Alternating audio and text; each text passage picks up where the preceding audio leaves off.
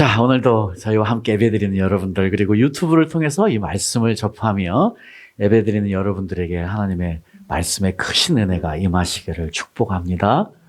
네, 오늘도 여러분 두 눈 바짝 뜨시고, 마음 활짝 여시고, 하나님의 말씀이, 하나님의 진리가 여러분의 삶을 변화시키는 역사를 경험하고 돌아가시길 축복합니다. 네, 오늘은 계속해서 이어지는 연관성 있는 이야기인데, 우리가 감사에 대한 이야기, 하나님의 은혜를 누리는 이야기를 했다면, 우리는 어떻게 더 감사하고 어떻게 더 은혜를 누리기 위해서 우리의 감정을 어떻게 컨트롤해야만 하느냐, 우리의 감정을 어떻게 조율해야 되느냐 하는 문제를 우리가 함께 생각해 보면서 하나님의 진리에 우리를 드러내는 시간, 그래서 그 진리가 나를 변화시키는 역사를 경험했으면 너무 좋겠습니다. 여러분, 우리는 인간이기 때문에요, 감정을 떠나서는 살 수 없어요. 여러분 혹시 감정 없는 사람 손 들어보세요. 감정 없으면 요즘은 이제 AI 시대가 온다는데 로봇인 것이지요. 한마디로 말하면 여러분이 감정이 없다는 이야기는 여러분은 나는 인간이 아님으로써이다 하는 이야기가 똑같거든요. 그러니까 우리 인간에게 감정이라는 것은 뗄래야 뗄 수 없어요. 우리는 감정의 동물이고, 감정은 사람을 사람 되게 하기 때문이에요. 자, 그래서 이제 우리 인간에게는 이 감정이라는 너무 귀한 하나님이 주신 것이 있는데, 여기에 또한 인간의 약점이 있는 것도 사실이에요. 오늘날 우리는요, 소위 말하는 포스트 모더니즘 소사이어티, 이 포스트 모더니즘이라는 것이 지배하고 있는 시대에 살고 있는데, 그래서 개개인의 장점이 강조되어져요. 개개인의 감정이 중요하게 여겨지는 시대예요. 그래서 어떻게 보면 우리도 모르는 사이에 세상에서 배운 학문들, 그리고 세상 사람들이 우리를 어떻게 인커리지 하냐면, 그 어느 누구도 네 감정을 건드리지 못하게 해. 무엇보다 중요한 것은 네가 느끼는 것이야. 네 감정이 중요해. 이렇게 사실은 학습되어져 왔거든요. 그래서 이제 사실은 이런 문제 때문에 우리 젊은이들이 어떤 현상이 나타나냐면, 네가 뭔데 감히 내 감정을 건드려가 나타나요. 사실 그래서 감정이 주인이 된 시대에 요즘 우리가 살고 있어요. 그러다 보니까요, 신문에 보면 가끔 묻지마 폭력이 나와요. 가끔 지나가던 사람이 지나가는데요, 갑자기 누가 와서 패기 시작하고 맞는 사람들이 여기저기서 많이 생겨나요. 자, 이런 일들이 왜 일어날까요? 자기 감정을 컨트롤하지 못하기 때문이거든요. 계속해서 그런 사람들은요, 자기 감정이 주인이 되어서 내가 느끼는 대로 행동하는 것이거든요. 내가 기분 나쁘면 그대로 풀어야 돼요. 어떤 대상이 필요하고요. 그러니까 그동안에 계속해서 이 사회가 그런 괴물들을 만들어내고 있는 거예요. 우리의 교육이, 우리의 지금 영적인 상황이 그런 괴물들을 만들어내고 있는 거예요. 사실 그래서 우리도 모르는 사이에 오늘 유마자매가 간증 가운데서 특별히 폭력을 썼던 아이의 눈이 바뀌었던 것처럼요. 계속해서 많은 사람들이 영적으로 이야기하면 귀신 들려 있어요. 그래서 귀신이 원하는 대로 그런 일들을 행동하게 되는 것이거든요. 결국은 감정을 우리가 컨트롤하지 못하면 어떤 일이 일어나느냐? 귀신의 영향력 아래서 귀신이 원하는 일을 하게 되는 것이거든요, 사실은. 자, 그렇습니다. 이런 안타까운 시대에 감정이 우상이 되어버리는 시대를 우리가 사실 살고 있는데, 우리 신앙인들에게도요, 이 감정은 너무 중요해요. 왜냐하면 왜 우리가 신앙생활을 하면서 꾸준하게, 그리고 계속해서 성장하지 못하고 업앤다운을 경험하느냐? 왜 우리의 신앙이 올라갔다 내려갔다 이 요동을 치느냐? 왜 우리의 신앙은 왜 바람에 부는 갈대처럼 왜 이리저리 흔들리게 되느냐? 그 주요한 원인이 어디에 있냐면 바로 감정 조절이 안 되기 때문이에요. 자, 그래서 감정이 중요할 수밖에 없어요. 여러분, 우리 인간에게는요, 이 감정이 머무는 곳이 어디냐면 마음이에요. 자, 우리 감정은 우리 마음에 머무는데, 우리 마음은요, 두 가지의 능력을 가지고 있어요. 어떤 능력이냐? 첫 번째, 어떤 것을 보면 지각하고 분별해서 이해력을 갖게 돼요. 근데 이것은 어떤 것을 보면 느끼는 지각과 분별, 이것을 이해력이라고 할 수 있는데, 그 다음에는요, 어디로 가야 되냐면요, 의지로 가요. 의지력으로 가요. 이것은 뭐냐면, 자, 내가 보고 느꼈어요. 지각했어요. 그리고 나면 어떤 분별로 가냐면, 아, 나 이거 좋아. 아니면, 나 이거 싫어. 아니면, 나 이거 너무 사랑해. 아니면, 나 너 미워. 아니면, 나 너 인정해. 아니면, 나 너 거부해. 하는 의지력으로 발동이 돼요. 자, 그렇기 때문에요. 감정이 그래서 중요한 거예요. 왜냐하면 감정은 우리 인간 행동의, 인간 의지력의 원천이기 때문이에요. 우리의 행동은 감정을 통해서, 의지를 통해서 나타나게 되어 있기 때문인 것이죠. 그래서 결국은 감정은요, 우리 마음의 근본적인 방향을 드러내 주는 것이에요. 우리에게 있어서 감정을 조율할 수 있는 것, 감정을 컨트롤할 수만 있다면 이것이 굉장히 우리의 삶을 윤택하게 하고 우리 신앙생활을 복되게 하고 깊이 있게 할 수 있기 때문에요. 자, 그래서 어떤 분이 이런 이야기를 해요. 굉장히 맞는 이야기 같아요. 참된 신앙은 대체로 거룩한 감정 안에 있다. 여러분 진짜로 좋은 신앙생활 하기 원하세요? 여러분 진짜로 행복한 신앙생활 하기 원하세요? 그러면 여러분을 먼저 체크해 봐야 돼요. 뭐냐? 나는 지금 거룩한 감정을 누리고 있느냐? 거룩한 감정이 있다면 부정적인 감정이 있는 거예요. 나는 지금 어느 편인가? 내 감정은 지금 어디에 속해 있는가 하는 것을 확인해 보는 것이 너무 중요해요. 그래서 우리가 성경에요, 이 감정을 잘못 다루어서 망한 사람이 있어요. 누굴까요? 바로 사울 왕이에요. 이스라엘의 첫 번째 왕인 사울이에요. 이 사울 왕은요, 이 감정을 잘못 다스림으로 해서 사실은 처절한 나락에 떨어지는 사람이 되거든요. 이 사람이 왜 다윗을 죽이려고 했을까? 이 사람의 도대체 그런 악행은 어디에서 시작됐을까? 우리가 말씀해 보면 쉽게 우리가 이것을 알 수 있어요. 우리가 사무엘상 18장 5절에서 9절 말씀 보세요. 자, 여러분 먼저 5절 말씀만 한번 읽어볼까요? 자, 큰 목소리를 한번 읽어보죠. 자, 시작.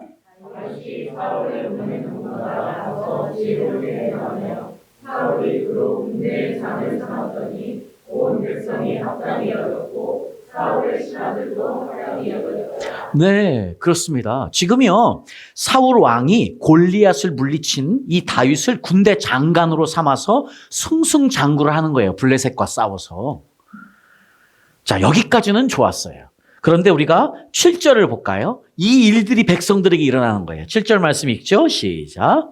너희들이 기울며 창화하여 가로되 사울의 죽인 자는 천천히요 다윗은 만만이로다. 8절이요. 사울이 이 일에 불쾌하여 심히 노하여 가로되 다윗에게는 만만을 돌리고 내게는 천천만 돌리니 그에 더 얻을 것이 나라밖에 무엇이냐 하고 그날 후로는 사울이 다윗을 주목하더라. 자, 우리는 여기에서요, 감정의 조절이 안 돼서 어디로 가는 사람을 보느냐? 어두움이 원하는 대로 끌려가는 사람을 보는 거예요. 지금요, 다윗이 나라를 구하고 있는데 그것이 사울에게는 뭘로 왔습니까? 강력한 질투와 시기로 왔어요. 그런데요, 강력한 시기와 질투가 오니까요, 어떻게 됩니까? 그날 이후로 사울이 다윗을 주목하더라 했어. 이건 무슨 이야기예요?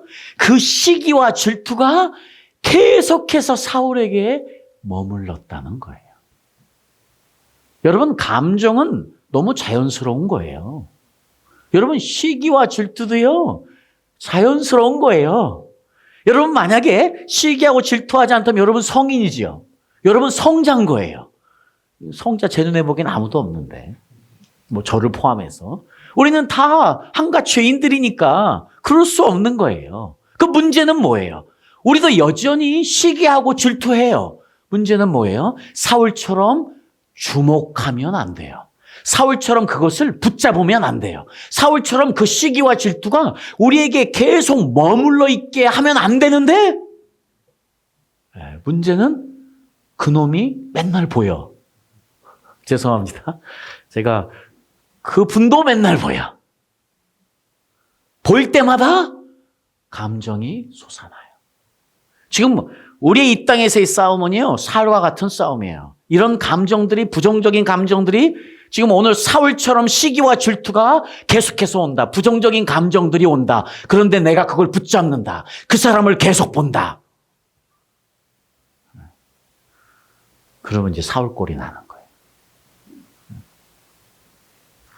자, 사울에게 이 시기와 질투의 감정이 일어났을 때요, 이것이 너무 심해지니까 어떤 일까지냐면 자기 아들 요나단이 다윗 편을 드니까 그 아들에게 창을 던져서 아들까지도 죽이려고 해요. 뭐가 보였어요? 눈이 뒤집혔어.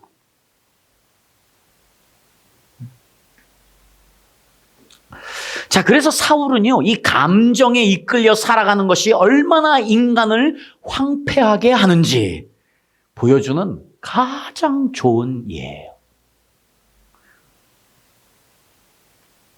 자, 그래서 우리는요, 이 사울의 이야기를 통해서요, 감정을 따라 반응하고 행동하면 위험하다는 경고를 우리가 오늘 받아야만 하는 거예요. 자, 이렇게 주목했더니 어떤 일이 있습니까? 사무엘상 18장 10절에 보니까요, 다 같이 10절 앞에 부분만 읽어보죠. 시작. 그 이튿날 하나님의 부리신 악신이 사울에게 힘있게 내리매. 여러분, 감정은요, 우리에게 항상 있을 수밖에는 없어요. 그러나 계속해서 이야기하는 것처럼 그 감정이 긍정적인 것이 아니고 부정적이 될 때에 그것은 어떤 통로가 된다? 어두움이 들어오는 통로가 된다. 여러분, 우리는 그리스도인으로서요, 이 어두움, 마귀나 귀신, 사탄, 여러 가지 이름을 사용하는데 제가 그냥 통칭해서 어두움이라고 할게요. 우리는 여전히 이 어둠과의 싸움을 하고 있는데, 여러분, 교회 나온다고 해결되나요? 아니에요. 여러분, 목사라고 해결되나요? 아니에요.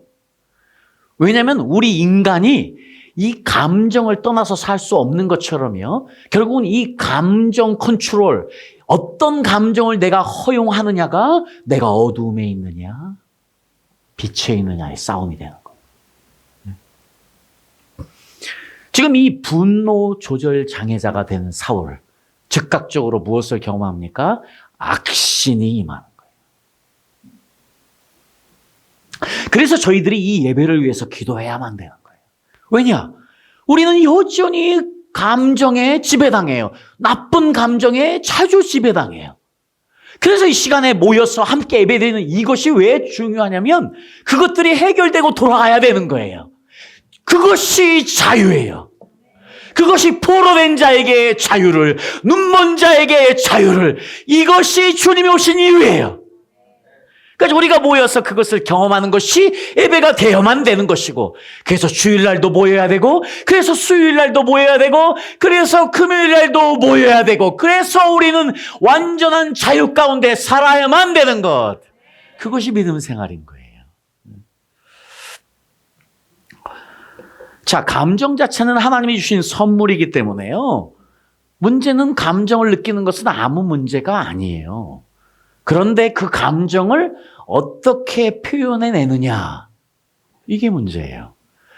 내게 있는 감정이 어떻게 표현되느냐는 내가 그 감정을 어디에 속하게 했느냐는 내 의지력의 싸움이에요.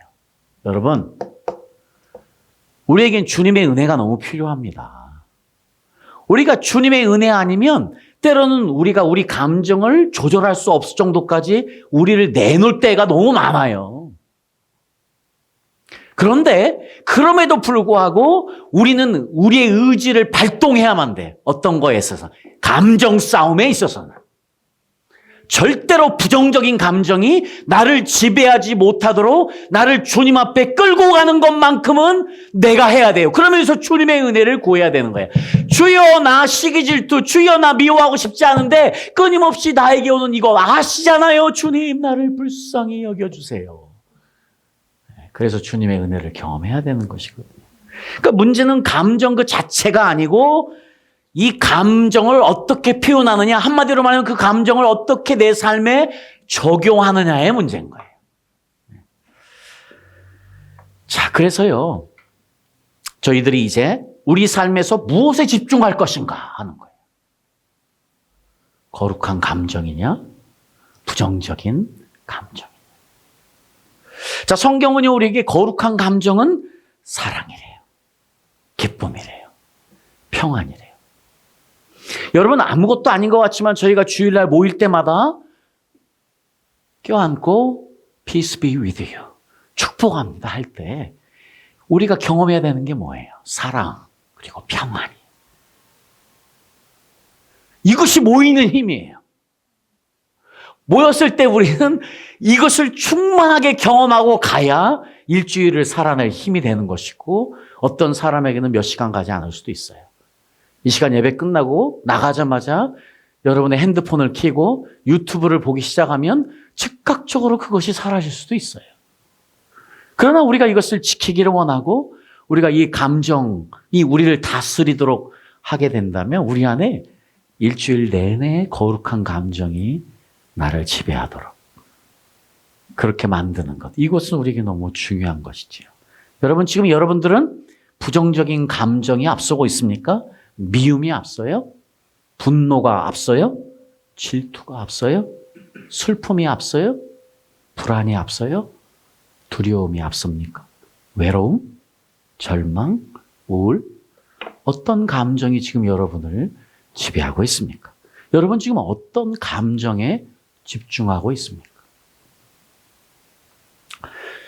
저희들에게는요, 우리가 알아야 되는 중요한 구약에서 이야기하는 한 가지 원리, 진리가 있는데요. 그게 뭐냐면 하나님께서 대제사장, 하나님의 성전에서요, 대제사장은 맨 앞 지성소, 하나님의 영광이 머무는 그곳에 들어갈 수 있는, 1년에 한 번 들어갈 수 있는 권리를 누렸어요. 그런데 하나님께서요, 이 대제사장에 뭐라고 이야기하냐면 레위기서 21장 10절 말씀을 보세요. 한번 다 같이 읽어보죠. 레위기서 21장 10절 말씀 시작.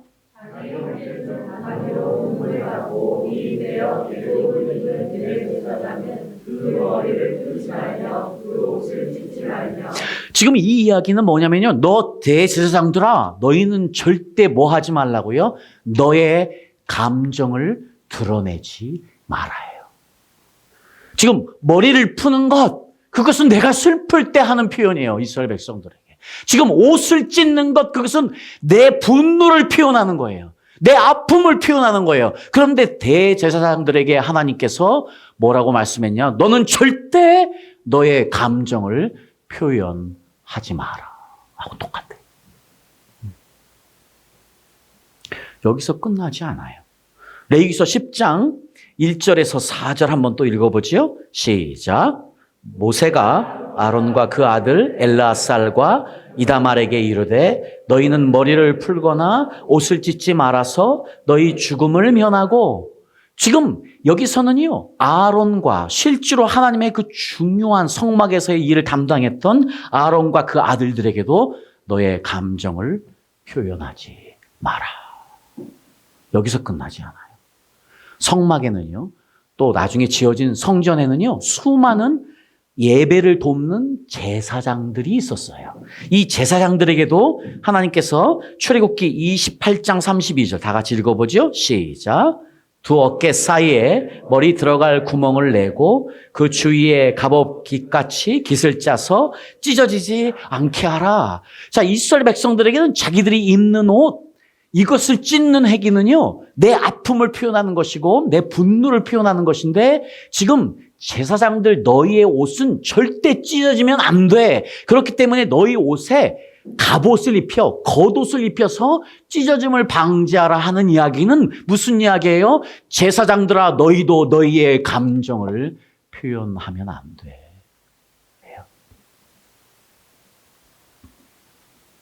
자, 하나님의 임재를 의식하고 살아야 되는, 그리고 하나님의 임재를 경험하고 사는 대제사장들과 제사장들은 무엇을 하면 안 되냐면 감정을 함부로 드러내면 안 돼요. 여러분 앞으로 주의 종이 되기를 원하는 사람들, 저를 포함해서 제가 제 감정을 함부로 드러내면 이 교회 벌써 문 닫았어요. 내가 내 감정대로 행동했으면 내가 왜 여기서 이러고 있어요? 참 어려운 일이지만 감정을 드러내지 않고 참아내는 것. 그것은 굉장히 중요한 훈련 중에 하나예요. 자, 여러분, 하나님의 임재를 경험하고 사는 사람들에게 특별히 하나님께서 이런 명령을 한 것은요, 또 다른 어떤 의미가 있냐면 너희는 절대 부정적인 감정에 집중하여 어둠에 사로잡히면 되지 않는다. 이것이 하나님의 임재를 경험하고 사는 사람들에게 얼마나 중요한 일입니까? 이 말씀이 지금 구약의 대제사장들, 구약의 제사장들에게만 해당되는 이야기가 아니어서 어떡하죠? 베드로전서 2장 9절에요. 그러나 너희는 사도 베드로가 우리에게 이렇게 하면 너희는 택하신 족속이요 왕 같은 제사장들이요. 우리 모두는 왕 같은 제사장들입니다. 그렇다면 우리도 이 땅에서 제사장으로 하나님의 임재를 경험하고 사는 사람들, 제사장으로 함께 모여서 예배하며 하나님의 영광을 경험하며 사는 우리들에게 무엇이 중요하다? 감정 컨트롤. 이것이 너무 중요한 이야기. 자, 그래서요, 너무 놀랍게도요, 하나님 너무 무서우신 분이야. 하나님은 굉장히 단호하신 분 같아요. 특별히 에스겔 선지자가요, 이런 걸 경험해요. 에스겔서 24장 16절, 18절 말씀 한번 볼까요? 이거는요, 지금 에스겔 선지자의 아내가 큰 일을 경험하게 될 거를 미리 말씀하시면서 하신 이야기예요. 자, 우리 다 같이 한번 읽어보죠. 시작.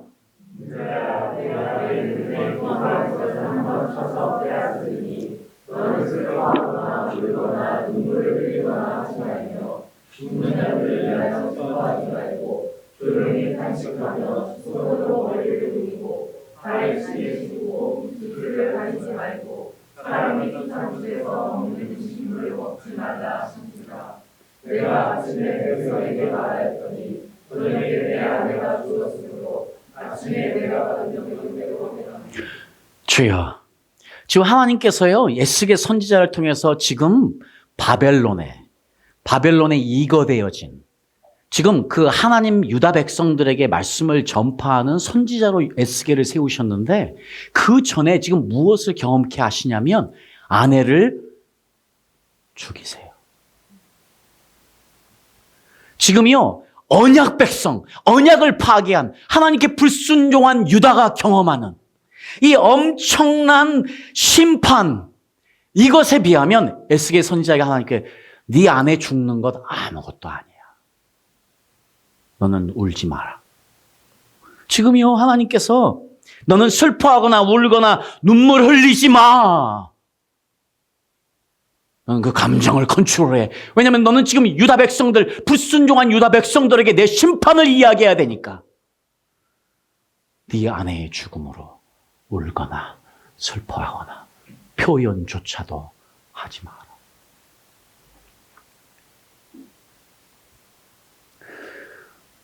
참 에스겔 선지자에게는 쉽지 않은 일이었겠지만은요, 이렇게 하나님을 따르는 주의 종들에게 있어서 감정, 이게 이렇게 중요한 일이었었어요. 그것이 단순히 감정으로만 끝나는 것이 아니었고 그것이 하나님의 뜻을 선포하는 일과 너무나 밀접하게 연관이 되어 있기 때문인 것이에요. 그런데 어떻습니까? 우리는 어떻습니까?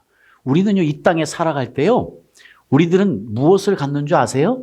감정 쓰레기통을 하나씩 다 가지고 있어요. 여러분들의 감정 쓰레기통은 누구예요? 내 감정 쓰레기통은 누구예요? 자, 누가 될 수 있습니까? 제일 만만한 남편들. 내가 사랑하는 아내들. 내 형제들. 내 자매들, 내 직장 동료들, 아니면 교회 형제 자매들, 그 어느 누구가 다 될 수 있어요. 여러분 부모님이 될 수도 있고. 지금 나에게 있어서 내 감정 쓰레기통은 누구예요?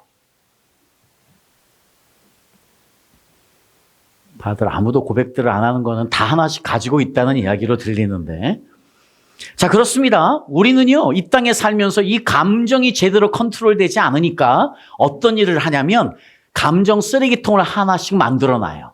그리고 거기에 내 감정을 다 쏟아내어서 나를 비워요.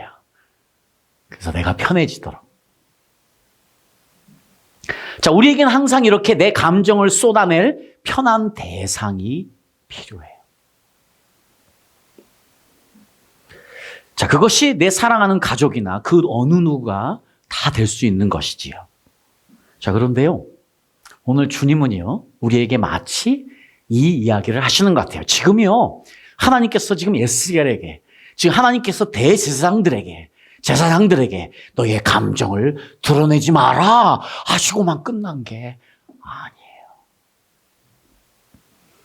주님은요, 결론적으로 내 감정의 쓰레기통이 되기 원하십니다. 와, 저를 이단 만들지 마세요. 그런데 지금 주님은 우리의 무엇이 되기 원하시냐면 내 감정의 쓰레기통이 되기 원하십니다.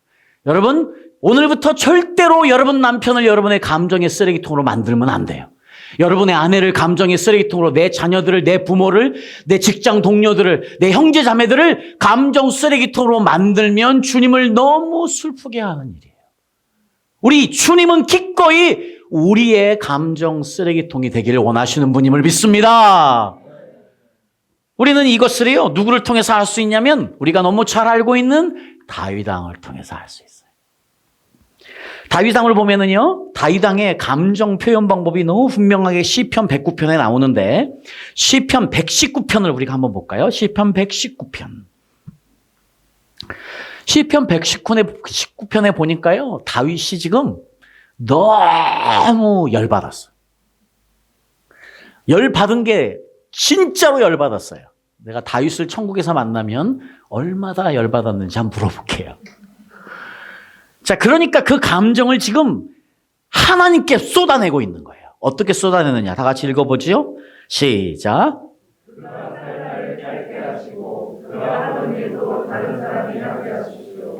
그 자식들은 아버지 없는 자식이 되게 하고 그 아내는 바보가 되게 하십시오. 그 자식들은 떠돌아다니면서 불안한 신세가 되고 헤어가 된 집에서 마저 쫓겨나서 밥을 빌어먹게 하십시오. 빚쟁이가 그 재산을 모두 가져가고 낯선 사람들이 그를 합쳐서 재산을 모두 약탈하게 하십시오. 세상에 이런 기도가 어디? 이 찬양하면서 지금 하프 치면서요, 하나님께 올리고 있는 기도예요. 걔네들 다 호로 자식 되게 하십시오. 이 말이잖아요. 다 과부 되게 하시고 다 거지들 되게 해주세요. 이 말이잖아요. 이 사람으로 끝나지 않아요. 에레미야 선지자도요, 이렇게 이야기합니다. 에레미야서 18장 21절 한 절만 읽어보죠. 21절 시작. 그의 자녀를 기근에 내어주시며 그의 칼들에게 주시시며 그의 아내들은 자녀를 잃고 바보가 되며 그 장정은 사망을 당하며 그 청년은 전장에서 칼을 받게 하시며. 지금요, 에레미야 선지자도 너무 열받으니까, 자기를 너무 괴롭히고 자기를 너무 힘들게 하니까 지금 그 사람들 어떻게 하라고 그래요? 가서 돼지라고. 그렇게 저주하고 있잖아요. 에레미야 선지자는요, 하나님께도 따져요. 에레미야서 20장 7절에 보니까요, 에레미야서 20장 7절, 여기 지금 개역 성경인데 여기는 이렇게 표현되어 있어요. 이거 한번 읽어볼게요. 시작. 여호와여, 주께서 나를 권유하심으로 내가 그 권유를 받았사오며 주께서 나보다 감화사 이기셨으므로 내가 조롱거리가 되니 사람마다 종일토록 나를 조롱하나이다. 네, 지금 이렇게 성경은 나를 권유하셨습니다 하고 부드럽게 썼는데, 실제로 원본의 번역은 그대로 뭐냐면 주께서 나를 속이셨으므로 내가 주께 속았습니다예요. 지금 하나님 앞에 맞짱 뜨면서, 하나님 이럴 수가 있어요. 나를 속이고 이럴 수가 있습니까? 지금 나를. 나를 사용하신다며요. 나를 통해서 이스라엘 백성들이 말씀하신다며요. 근데 나를 완전히 개보다 못하게 취급하시고 나를 이렇게 묵사발나게 만들어서 내가 이런 고통 가운데 있게 하십니까? 하고 지금 하나님께 대드는 거예요. 나를 속였잖아요, 주님. 사실은 이해돼요. 왜냐하면 다윗과 에레미야 선지자는 우리 서번트 리더십 이제 여러분 시작하셨으니까 하지만 2번 유형, 표현을 아주 잘하는 사람들이에요. 우리는 사실 이 표현을 잘하는 다윗과 에레미야 선지자처럼 배워야 돼요. 4번 유형들을 잘 표현 못하는 완벽주의자들은 꼭 들으세요.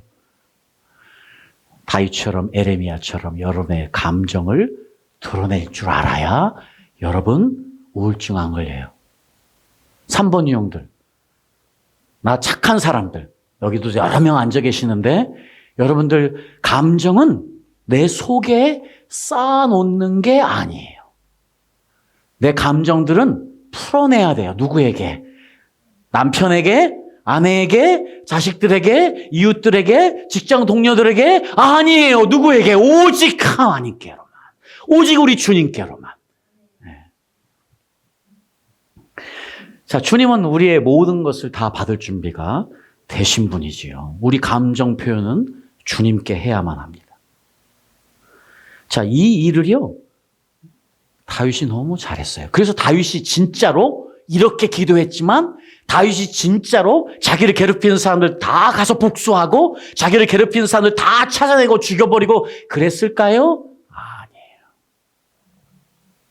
왜냐하면 지금 다윗은 자기를 괴롭게 하고 힘들게 하는 그 수많은 사람들, 사울을 비롯해서 그 수많은 사람들을 계속 용서하고 자비를 베풀 수 있었던 그 힘이 무엇이냐?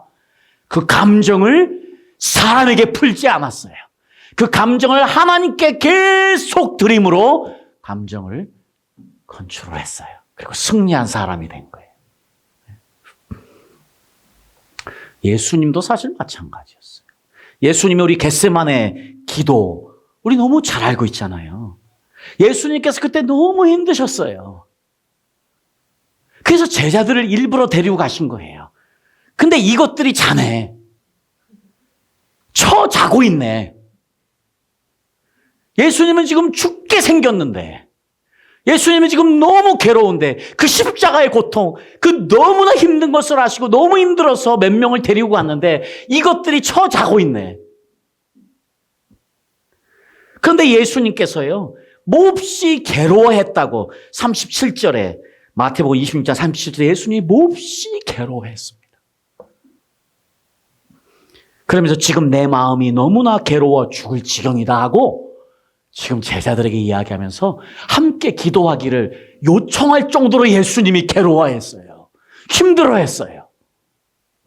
그러면서 아버지께 향해서 아니 그분이 그러시려고 이 땅에 오셨는데 지금 그 일 하려고 이 땅에 오셔서 뻔히 다 알고 계신데도 불구하고 너무 힘드신 그 마음을 아버지요 아버지요 할 수만 있다면 이 고난의 잔을 내게서 거두어 주실 수 있겠습니까? 요청하시는 거 아니에요?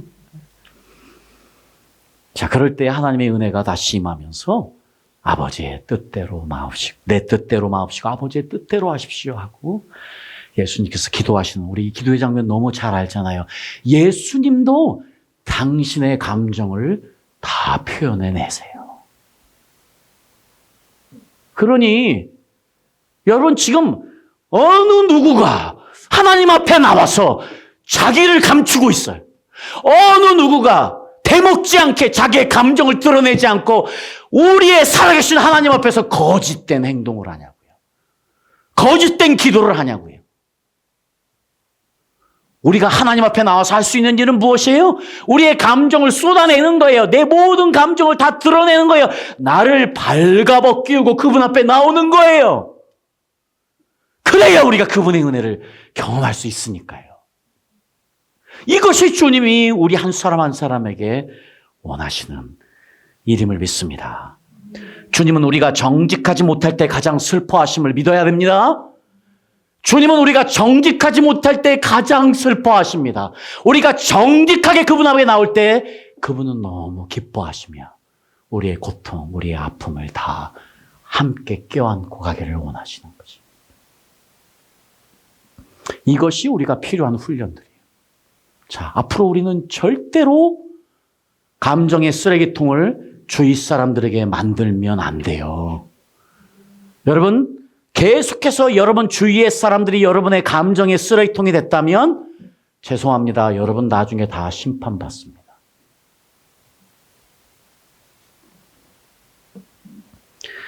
자, 이제 우리는 너무나 분명히 압니다.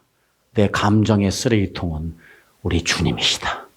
나는 내 모든 것을 내 감정의 쓰레기통 되어주신 주님께 다 아뢰겠다. 그리고 나는 이제 무엇에 집중하겠다? 거룩한 감정에 집중하겠다.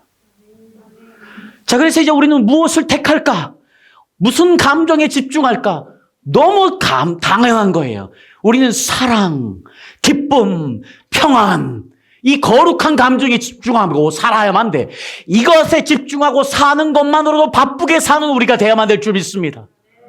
절대로 부정적인 감정, 그 어떤 미움이나, 그 어떤 분노나, 그 어떤 질투나, 그 어떤 슬픔이나 불안이나 두려움이나 외로움이나 절망이나 우울이 나를 괴롭히지 못하도록, 나를 지배하지 못하도록, 나를 우선되지 못하도록, 내 주인 되지 못하도록 만들고 사는 것.